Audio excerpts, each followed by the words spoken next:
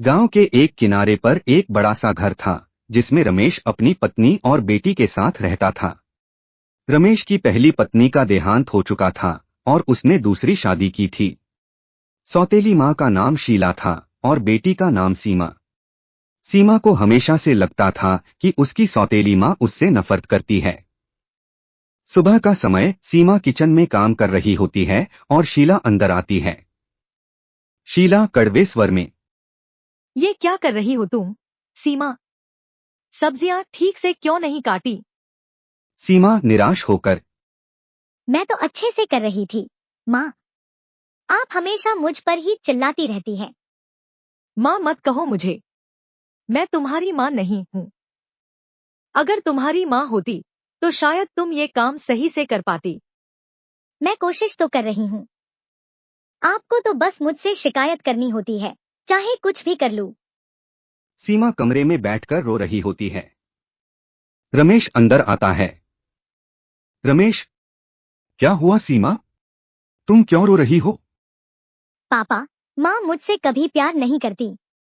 वो मुझे हमेशा डांटती रहती है। लगता है उन्हें मुझसे नफरत है। ऐसा नहीं है सीमा। तुम्हारी माँ भी चाहती है कि तुम सही रास्ते पर चलो। वो मेरी सगी माँ नहीं है। उन्होंने कभी मुझे बेटी की तरह नहीं देखा। रात का समय शीला और रमेश के बीच बातचीत हो रही होती है। सीमा छिपकर सुन रही होती है। रमेश नरमी से, शीला, सीमा अभी बच्ची है, उसे प्यार से समझाओ। क्यों उस पर इतना गुस्सा करती हो? रमेश, मैं कोशिश करती हूँ, पर सीमा मुझे अपनी माँ नहीं मानती। मुझे लगता है कि मैं कभी उसकी सगी माँ की जगह नहीं ले सकती। तुम्हें उसकी जगह समझनी होगी। उसकी माँ को खोना आसान नहीं था। उसे थोड़ा वक्त और प्यार दो।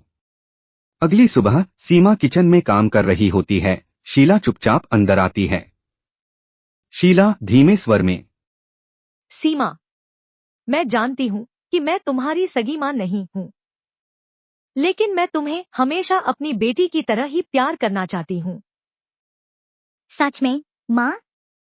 हाँ बेटा, मुझे माफ कर दो अगर मैं तुम्हें पहले ठीक से समझ नहीं पाई। माँ, मैं भी कोशिश करूंगी कि आपको हमेशा खुश रखूं। अब से हम दोनों मिलकर इस घर को एक परिवार बनाएंगे।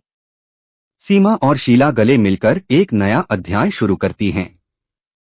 शिक्षा, रिश्तों में प्यार और समझदारी ही दूरियों को मिटा सकती है।